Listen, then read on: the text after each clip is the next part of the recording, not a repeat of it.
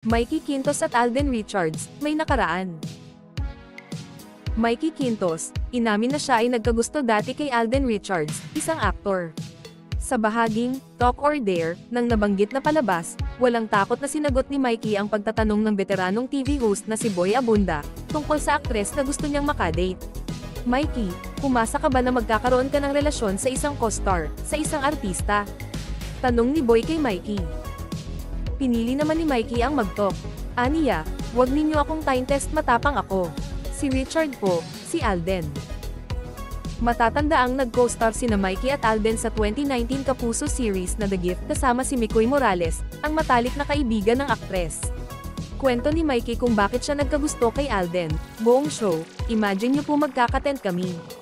Kaming tatlo, kasama si Mikoy Morales, and nakilala ko yung pagkatao niya na sweet siya, na mabait siya, kung gaano ka-genuine, sobrang God-fearing. Sinabi ni Mikey na nag-effort siya na maging authentic at ipinahayag ang kanyang pagmamahal kay Alden. Ngunit hindi ito ibinalik ng aktor. Aniya, I just had to try to express whatever I was feeling, I couldn't explain it. So, I did express but it wasn't reciprocated. Sinabi ko yun straight up. I think, ngayon nakikita ko na ang worth ng tapang ko. Hindi siya something na ikakahiya ko.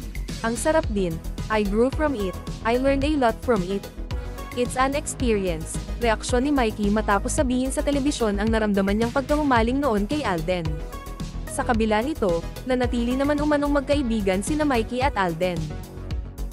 Resolved na? Tanong ni Boy.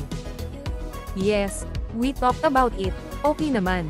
We're good friends pa rin, sabi ng aktres. Thank you for your honesty and bravery, mensahe naman ni Boy kay Mikey. Huwag kalimutang i-like ang video na ito at mag-subscribe sa aking channel. Salamat sa panonood.